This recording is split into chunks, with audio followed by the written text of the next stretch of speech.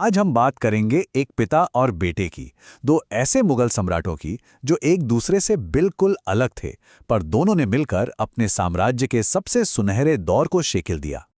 तो सवाल यही है कि आखिर ये हुआ कैसे? कैसे दो शासकों ने, जिनकी पसंद और जुनून एक दूसरे से इतने जुदा थे, मिलकर एक ही साम्राज्य के स्वर्ण युग की कहानी लिखी? चलिए इस दिलचस्प पहेली को सुलझाते हैं।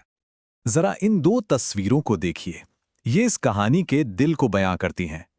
एक तरफ जहांगीर की बारीक और निजी कला है और दूसरी तरफ उनके बेटे शाहजहां की विशाल और शानदार वास्तुकला। चलिए समय में थोड़ा पीछे चलते हैं। 17वीं सदी में ये वो दौर था जब मुगल साम्राज्य अपनी ताकत, दौलत और असर के शिखर पर था। एक ऐसा वक्त जब कला और संस्कृति को शाही पनाह मिली और उसने इतिहास पर ऐसी छाप छोड़ी जो आज भी महसूस की जा सकती है। तो कहानी शुरू होती है पहले किरदार से, सम्राट जहांगीर से। उनके नाम का मतलब था दुनिया का विजेता, लेकिन सच तो ये है कि उनकी असली जीत जंग के मैदानों में नहीं बल्कि कला की दुनिया में हुई। अब देखिए, जहांगीर का शासन कोई सीधी साधी कहानी नहीं थी। ये दरबारी साजिशों, उनके अपने ही बेटों की बगावत और उनकी बेगम नूरजहां के जबरदस्त प्रभाव से भरी हुई थी। सब कुछ बहुत उलझा हुआ था। उनकी निजी जिंदगी कह सकते हैं काफी उथल-पुथल वाली थी। अफीम और शराब की लत ने उन्हें हुकूमत के कामों से थोड़ा दूर कर दिया था और वो अपने बेगम नूरजहां पर बहुत ज्यादा निर्भर थे, जो असल में पर्दे के पीछे से सत्ता चला रही थीं। कमाल की बात तो यह है कि उनके अपने बेटों खुसरो और खुद शाहजहां ने भी उनके खिलाफ बगावत की थी। लेकिन इन सब परेशानियों के बीच जहांगीर के ये शब्द हमें उनकी असली दुनिया की झलक देते हैं।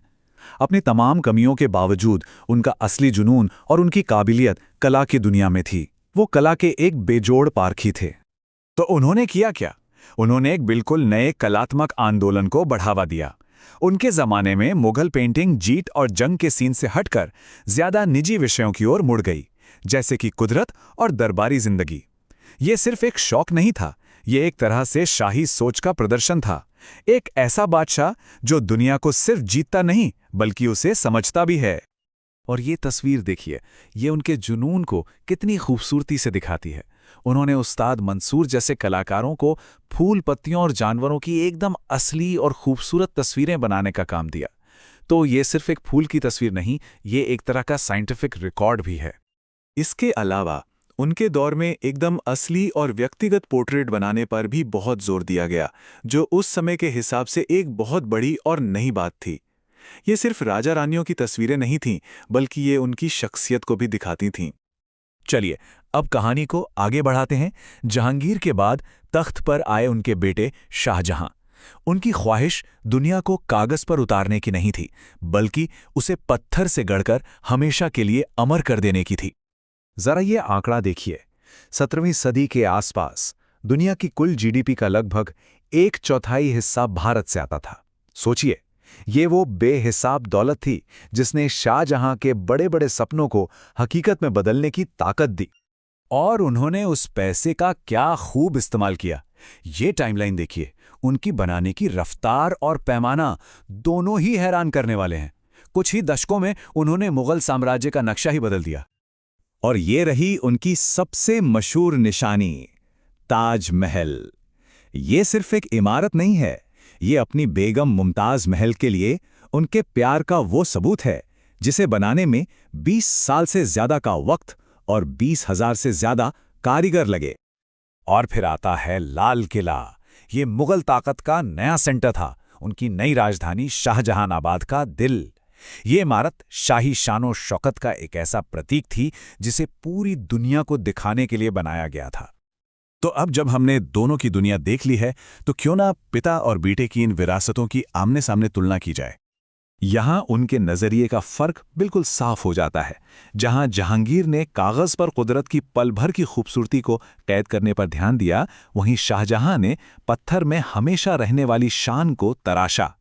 एक की कला निजी थी तो दूसरे की शाही। लेकिन देखिए किस्मत का खेल कैसा होता है। शाहजहां ने जो शान और शौकत बनाई, वही आखिर में उनकी कैद बन गई। उनकी कहानी का आखिरी हिस्सा बहुत दुख भरा है। हुआ यूं कि जब शाहजहां बीमार पड़े तो उनके बेटों में तख्त के लिए एक खूनी जंग छिड़ गई। उनके तीसरे बेटे औरंगजेब ने अपने भाइयों को हराकर सत्ता पर कब्जा कर लिया और अपने पिता को ही कैदी बना लिया। और यही कहानी में एक दर्दनाक मोड़ आता है।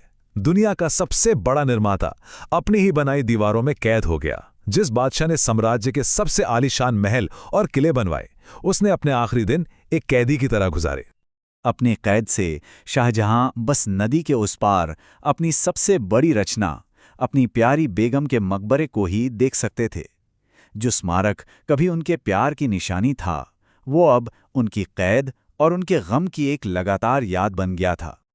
और ये हमें इस आखिरी सवाल पर लाकर छोड़ देता है, किसी विरासत को असल में क्या चीज़ परिभाषित करती है? जहांगीर की कला की वो नाजुक खूबसूरती जो शायद वक्त के साथ मिट जाए, या शाहजहां के स्मारकों का वो मजबूत पत्थर जो हमेशा खड़ा रहे? ये एक ऐसा सवाल है जिसका जवाब शायद इतिहास नहीं बल्कि हम खुद तय करते हैं।